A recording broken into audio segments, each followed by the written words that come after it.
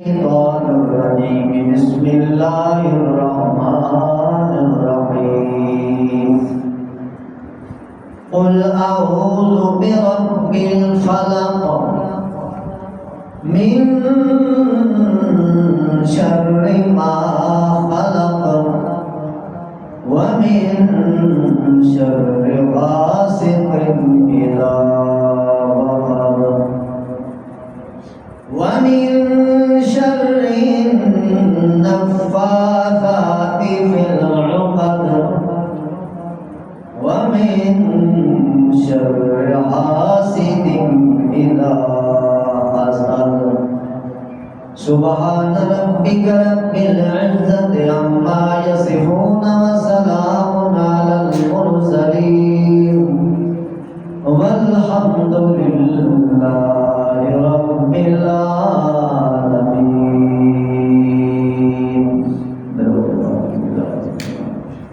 اللهم صل على سيدنا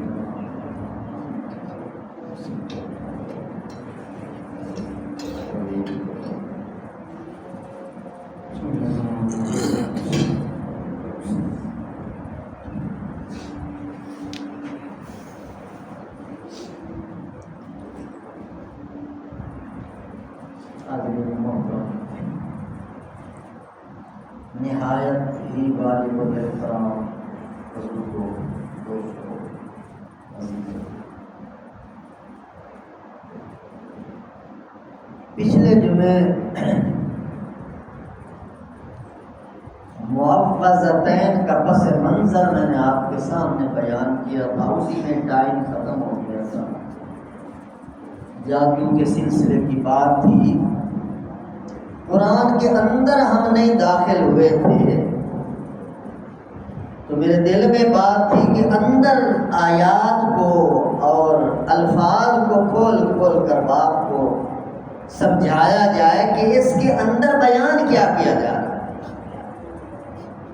یہ تو ایک اٹل بات ہے کہ یہ دونوں صورتیں رسول پاک علیہ السلام پر جادو ہوا اور جادو کے توڑ میں نازل ہوئیں۔ اب سوال یہ ہے کہ جو صورتیں جادو، سحر، اسیب، ٹونا ٹوٹکا، جنتر منتر، چھنتر، نظر بد، نظر حسد کے توڑ کے لیے پیدا اتاری گئی ہیں، نازل کی گئی ہیں، ان کا مطلب کیا ہے، مفہوم کیا ہے، معنی کیا ہے، مطالب کیا ہے، اس میں ذرا آپ غور کرنا۔ سب سے پہلے لفظ ہے قل اعوذ برب الفلق۔ اللہ اپنے حبیب سے ارشاد فرما رہے ہیں، میرے حبیب کہیے، بولیے، عاجزی کیجیے، التجا کیجیے، دعا کیجیے۔ کون سی دعا؟ اعوذ برب الفلق۔ یہ اللہ کی پناہ میں آنے کی دعا ہے۔ جادو ہوا تھا، جادو کے توڑ کے لیے اللہ نے یہ آیات نازل فرمائی، تو پہلی آیت قل اعوذ برب الفلق، میرے حبیب آپ کہیے برب الفلق، صبح کے رب کی پناہ میں آتا ہوں۔ فلق صبح کو پھٹنے کو، دن ہونے کو، روشنی ہونے کو فلق کہا جاتا ہے۔ تو اس میں کیا اشارہ کیا جا رہا ہے کہ صبح کے رب کی پناہ میں آتا ہوں، کیونکہ جادو ایک اندھیرا ہے، سحر ایک اندھیرا ہے، ٹونا ٹوٹکا ایک اندھیرا ہے، نظر بد ایک اندھیرا ہے، گمراہی ایک اندھیرا ہے، ضلالت ایک اندھیرا ہے، شرک ایک اندھیرا ہے، کفر ایک اندھیرا ہے، فسق ایک اندھیرا ہے، فجور ایک اندھیرا ہے۔ تو اللہ اپنے نبی سے فرما رہے ہیں جو تمام اندھیروں کو پیدا کرنے والا اور ان اندھیروں کو روشنیوں میں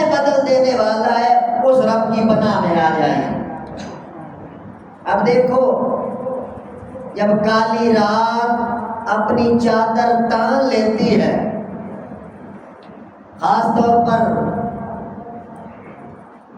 چاند آخری تاریخے میں ہو اور بادل بھی چھایا ہوا ہو، گھٹا بھی چھائی ہوئی ہو، نیرا اندھیرا ہو، بندہ بندے کو نہیں دیکھ سکتا، تو اللہ فرماتے ہیں میں تمام تاریکیوں کو روشنی میں بدل دینے کی طاقت رکھنے والا خدا ہوں۔ جب میری پناہ میں آ جاؤ گے تو میں تمام تاریکیوں کو روشنیوں میں بدل دوں گا۔ اللہ ولی الذین آمنوا یخرجہم من الظلمات الی النور۔ اللہ فرماتے ہیں میں ایمان والوں کا دوست ہوں، ماننے والوں کا دوست ہوں، توحید والوں کا دوست ہوں، نمازیوں کا دوست ہوں، وفاداروں کا دوست ہوں، اطاعت شیاروں کا دوست ہوں۔ جو میرے سامنے سر جھکا کر میری پناہ میں آنے والے لوگ ہیں، میں ان کو تمام اندھیروں سے نکال کر روشنی کے مینار پہ کھڑا کر دیتا ہوں۔ قل اعوذ برب الفلق، سبحان اللہ۔ آگے اللہ فرماتے ہیں من شر ما خلق، جو شر اللہ نے پیدا فرمایا۔ ہر چیز میں کچھ شر بھی ہوتا ہے، کچھ خیر بھی ہوتی ہے۔ کچھ چیزیں تو ایسی ہیں جن میں شر کا تصور ہی نہیں کیا جا سکتا، میری خیر ہی خیر ہے۔ جس طرح فرشتے ہیں ان میں شر کا تصور نہیں کیا جا سکتا، یا جس طرح جنت ہے، جنت کے بارے میں شر کا تصور نہیں کیا جا سکتا، یا انبیاء کرام کی مقدس جماعت ہے ان کے بارے میں شر کا تصور نہیں کیا جا سکتا۔ باقی ہر بندے کے اندر جذبات ہیں، پازیٹیو، نیگیٹو، مثبت، منفی، ہر قسم کے اثرات، ہر قسم کی سوچ۔ ایک حاجی صاحب بھی جب شدید غصے میں آ جاتے ہیں ان کو حج بھی بھول جاتا ہے، نمازیں بھی بھول جاتی ہیں، اور داڑھی اور سنت کے مطابق امامہ بھی بھول جاتا ہے۔ غصے میں آ کر ایسا شر ان کی زبان سے نکلنے لگ جاتا ہے، دنیا حیران ہو جاتی ہے۔ تو اللہ فرما رہے ہیں کہ جتنا شر میں نے پیدا کیا ہے، اس شر سے بچنے کے لیے میری پناہ میں آ جا۔ اللہ بچا سکتا ہے۔ اور یہ بات یاد رکھیں کہ یہ جادو والا جو شر ہے نا،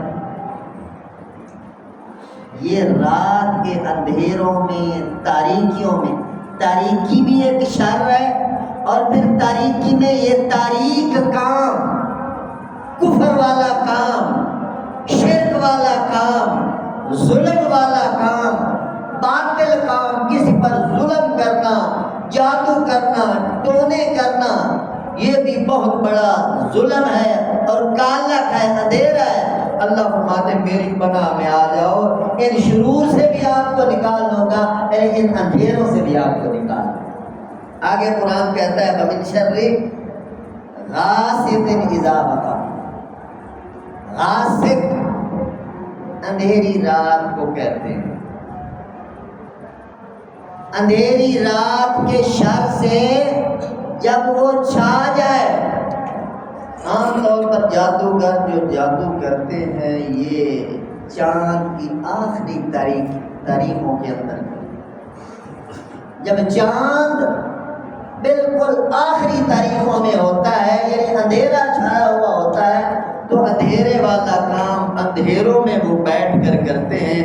تو اللہ فرماتے ہیں کتنے گھٹاٹو اندھیرے ہی کیوں نہ ہوں، تو میری پناہ میں آ جاؤ، میں ان اندھیروں سے نکالنے کی پوری طاقت رکھتا ہوں۔ اب دیکھو حضرت سیدنا یونس علیہ السلام جب مچھلی کے پیٹ میں گئے تھے، مچھلی کے پیٹ کا اندھیرا، سمندر کا اندھیرا، رات کا اندھیرا، اور تین اندھیروں کے اندر قرآن کہتا ہے نادا فی الظلمات، تین اندھیروں کے اندر اندر جہاں کوئی روشنی کا نام و نشان نہیں تھا، جہاں زندگی کا تصور نہیں تھا، وہاں میرے دوستو خدا موجود ہوتا ہے۔ 3 اندھیروں کے اندر یونس علیہ السلام نے اللہ کو پکارا، لا الہ الا انت سبحانک انی کنت من الظالمین۔ اللہ نے کیسے اندھیروں سے نکالا، ان کو مچھلی کے پیٹ میں زندہ رکھا، ان کو سلامت باہر نکالا۔ یہ ہے خدا کی طاقت۔ اللہ فرماتے ہیں جتنے اندھیرے بھی ظاہری آ جائیں، باطنی آ جائیں، مادی آ جائیں، روحانی اندھیرے آ جائیں، تم لوگ میری پناہ میں آ جاؤ، میں ان اندھیروں سے تمہیں نکالوں گا۔ وَمِن شَرِّ النَّفَّاثَاتِ فِي الْعُقَدِ۔ نفاست ان کی جمع ہے، اس کا معنی ہوتا ہے بڑی اہمیت کے ساتھ جنتر منتر چھنتر جادوئی کلام پڑھ کر جادو کرنے کے لیے جو جادوگرنیاں یا جادوگر اپنا مخصوص گرے لگاتے ہیں اور جادو کا عمل کرتے ہیں، اللہ فرماتے ہیں یہ بھی بہت بڑا شر ہے، اس شر سے بچنے کے لیے بھی میری پناہ میں آ۔ اللہ بندے کو بلا رہے ہیں اور آخر میں اللہ فرماتے ہیں وَمِن شَرِّ حَاسِدٍ إِذَا حَسَدَ۔ حسد کرنے والے کے شر سے۔ حسد، اللہ آپ سب کی حفاظت فرمائے۔ حسد ایک بڑی خطرناک بیماری ہے اور حسد سے نظر بد پیدا ہوتی ہے، اور حدیث پاک میں آتا ہے کہ نظر بد ٹھیک ٹھاک انسان کو قبر تک پہنچا سکتی ہے۔ یہ حدیث کا ترجمہ کر رہا ہوں۔ نظر بد میں اتنی طاقت ہوتی ہے، اتنا تیر چھپا ہوتا ہے، اتنی تیز دھار تلوار ہوتی ہے، حضور فرما گئے ہیں کہ انسان کو قبر تک پہنچا سکتی ہے۔ اور نظر بد اچھے بھلے صحت مند اونٹ کو دیگ تک پہنچا سکتی ہے۔ اونٹ کو کس نے دیکھا، اونٹ کو کچھ ہونے لگ گیا، لوگوں نے دیکھا اب تو مرنے والا ہے، چھری رکھی ذبح کر دیا، وہ دیگ تک پہنچ گیا۔ تو اللہ کیا فرما رہے ہیں، من شر حاسد اذا حسد۔ کوئی حسد کا مریض ہے، آپ کا دشمن ہے، عام طور پر حسد اپنوں میں ہی ہوتا ہے۔ حسد کرنے والے باہر سے نہیں ہوتے، اپنے ہوتے ہیں، اپنے رشتہ دار ہوتے ہیں، اپنے ہمسائے ہوتے ہیں، آس پاس والے لوگ ہوتے ہیں۔ کسی کو اللہ نے عزت دے دی، دولت دے دی، شہرت دے دی تو اپنے حسد کرنے لگ جاتے ہیں، یہ عزت والا کیوں بن گیا، یہ دولت والا کیوں بن گیا، اس کو اچھے مکان کیوں مل گئے، اچھی کوٹھی کیوں مل گئی، بچے کیوں سیٹل ہو گئے، تو پھر حسد شروع ہوتا ہے۔ پھر حسد کے ساتھ پھر جادو ٹونے اور پتہ نہیں کیا سے کیا ہوتا ہے۔ اللہ فرماتے ہیں ایسے خطرناک حالات کے اندر بھی جب حسد تمہارے اوپر، نظر بد تمہارے اوپر اثر کر رہی ہو تو پھر میری پناہ میں آ جاؤ، میں تمہیں اس سے بھی بچا دوں۔ یہ صورتیں نازل ہوئی ہیں جادو ٹونے حسد، جسمانی روحانی ظاہری باطنی تمام بیماریوں کے لیے۔ یہ امت کے لیے اللہ نے تحفہ نازل فرمایا ہے۔ میرے محترم دوستو، پچھلے جمعے بھی میں نے عرض کیا تھا کہ بیماریوں کے علاج کے لیے لوگ پتہ نہیں کیا سے کیا کرتے ہیں۔ جتنی بڑی بیماریاں ہوں، علماء فرماتے ہیں یہ جو آخری 2 صورتیں محفظت ہے، اور بعض روایات میں سورۃ اخلاص کا بھی آتا ہے، اس سورت کو ساتھ ملا کر یہ 3 صورتیں پڑھنے کی عادت بنا لو۔ اور حضور صلی اللہ علیہ وسلم کا معمول مبارک تھا، عادت مبارک تھی، ہمیشہ حضور علیہ السلام یہ صورتیں پڑھتے اور پڑھ کے ہاتھوں پہ دم کر کے اپنے اوپر ہاتھ پھیر کے حضور علیہ السلام ہمیشہ سویا کرتے۔ اور ایک صحابی کو حضور علیہ السلام نے کسی پریشانی میں دیکھا تو ان کو فرمایا تھا، اے میرے عزیز، یہ آخری 2 صورتیں جب سونے لگو اس وقت بھی پڑھ کے اپنے اوپر دم کر لیا کرو، اور جب سو کر اٹھنے لگو، اٹھو تو پھر بھی فوراً یہی 2 صورتیں پڑھ کر اپنے وہ بندہ کر لیا کرو، اللہ کی امان میں رہو۔ اب میں صورتوں کے اندر جا کر آپ کو مطلب بتا رہا ہوں، اب آپ کا دل اور خوش ہو رہا ہوگا کہ مطلب یہ آیات کا ایسا پیارا ہے کہ دل خوش ہو جاتا ہے۔ باپ کہتا ہے اللہ فرما رہے ہیں کوئی حسد کا مریض ہے، کوئی جادو کا مریض ہے، کوئی اور شر ہے، اللہ فرماتے ہیں میری پناہ میں آ جاؤ، میری پناہ میں آ جاؤ، میری پناہ میں آ جاؤ۔ جب اللہ خود بلا رہے ہیں تو کیا خیال ہے وہ پناہ نہیں دیں گے؟ ان اللہ لا یخلف المیعاد، اللہ کہیں وعدہ خلافی نہیں کرتا۔ اللہ بلا رہے آ جاؤ میری پناہ میں۔ ان آیات کا پس منظر بتا چکا ہوں۔ اب جو بندہ ان آیات کو پڑھ کر اللہ کی پناہ میں آنا چاہے اور اللہ پناہ نہ دے، خدا کی قسم ایسا نہیں ہو سکتا۔ قرآن میرے سامنے کھلا پڑا ہے، خود قرآن اللہ نے اپنے نبی کو فرمایا قل، میرے نبی پڑھیے، کہیے۔ تو نبی پر صلی اللہ علیہ وسلم پر شرور نے کیا اثر کرنا تھا، یہ اثر اس امت کے لیے اللہ نے تحفہ دینا تھا، تو حضور علیہ السلام کی وصاحت سے اللہ نے اس امت کو تحفہ عطا فرمایا۔ اور ایک مزے کی بات، ٹائم بھی تھوڑا ہے، سورۃ فلق کے اندر اللہ پاک نے اپنی ایک صفت کو بیان کیا ہے، رب الفلق، صبح کا رب، صبح کو پیدا کرنے والا، صبح کا مالک، روشنی لانے والا مالک، رب المشرق والمغرب، صبح کا رب ایک صفت ہے، صفت ایک ہے، اور مسائل کتنے ہیں؟ مسائل 4 ہیں۔ من شر ما خلق ایک مسئلہ، من شر غاسق اذا وقب دوسرا مسئلہ، من شر النفاثات فی العقد تیسرا مسئلہ، ومن شر حاسد اذا حسد یہ چوتھا مسئلہ ہے۔ یعنی مسئلے 4 ہیں اور اللہ کی صرف ایک ہے کہ صبح کے رب کی پناہ میں آ جاؤ، ان 4 مسئلوں سے میں تمہیں نجات دے دوں۔ اب اگلی صورت مختصر بتاتا ہوں، ٹائم بالکل مختصر ہے، نقطہ ذہن میں رکھیے۔ اگلی صورت کے اندر مسئلہ صرف ایک ہے، مسئلہ صرف ایک ہے، اور اللہ پاک نے اپنی 3 صفتوں کو بیان فرمایا ہے۔ پیچھے مسئلے 4 تھے، صفت ایک تھی رب الفلق، اور یہاں مسئلہ ایک ہے اور صفتیں 3 ہیں۔ کیسے؟ سورۃ الناس میں جائیے، قل اعوذ برب الناس، پہلی صفت میں پناہ مانگتا ہوں لوگوں کے رب کی، رب الناس پہلی صفت، اور دوسری صفت مالک الناس، لوگوں کے بادشاہ کی، بادشاہ حقیقی کی، سلطان السلاطین کی، اور تیسری صفت ہے الہ الناس، لوگوں کے معبود حقیقی کی۔ اب سوال پیدا ہوتا ہے اس میں راز کیا ہے؟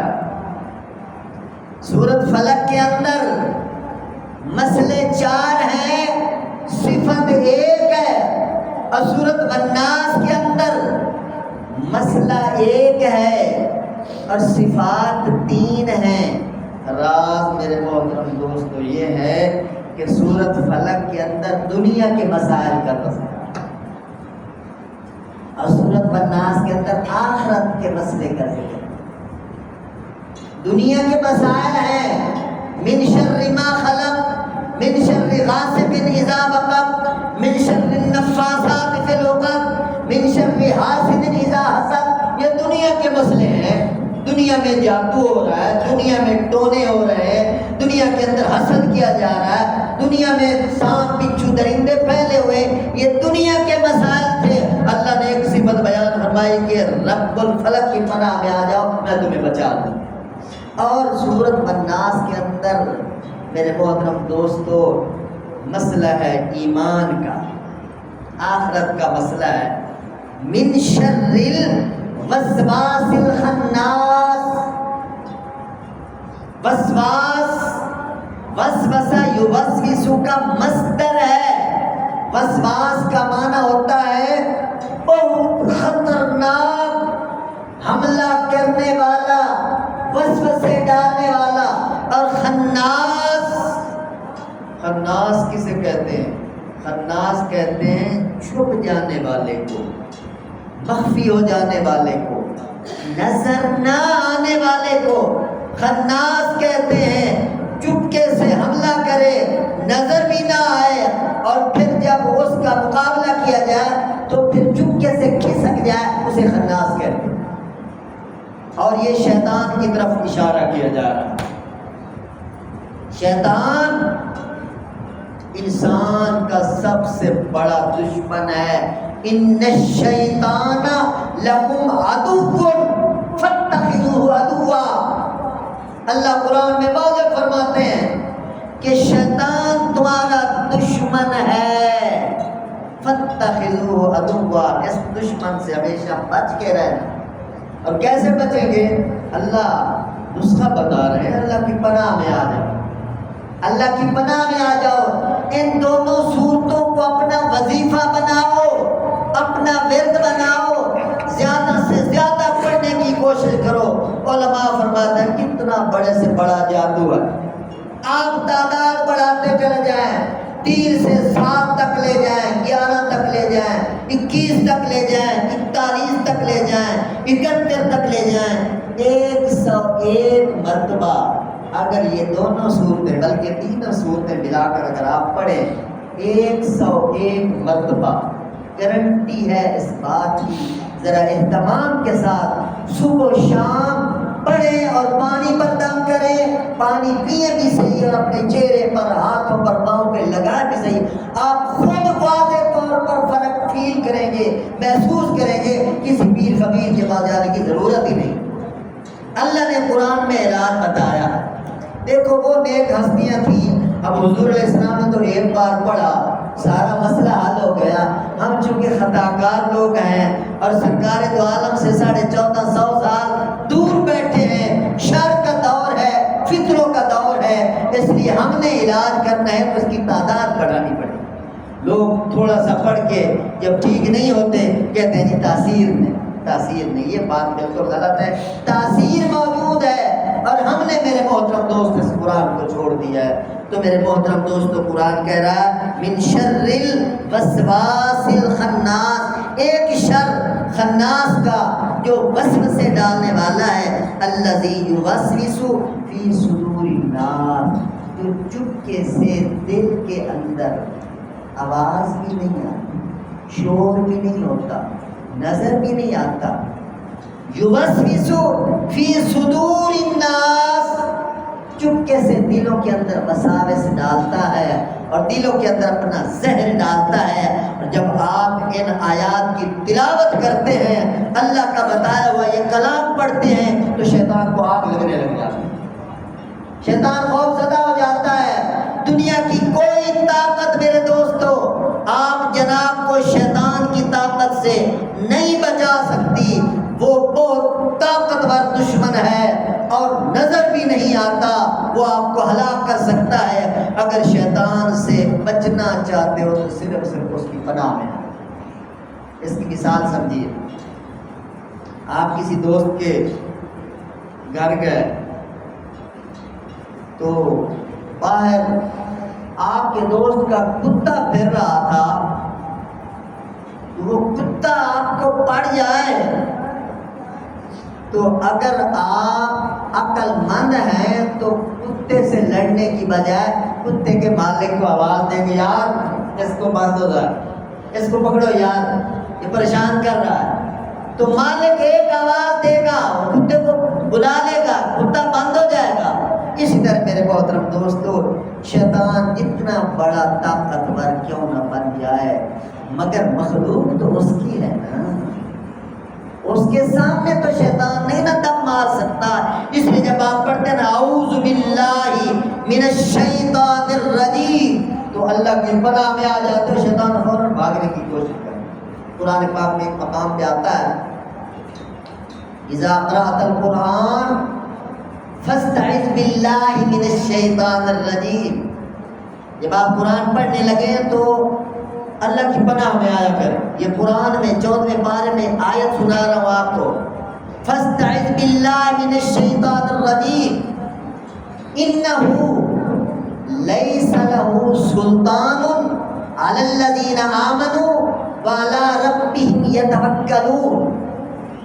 یہ قرآن کیا کہہ رہا ہے؟ اللہ فرما رہے ہیں کہ میری پناہ میں آ جاؤ. میں اعلان کر رہا ہوں کہ میرے اوپر ایمان رکھنے والے، میری توحید کو ماننے والے، یتوکلون میرے اوپر جو فل بھروسہ کرنے والے لوگ ہیں، شیطان کا زور ان پہ نہیں چل سکتا.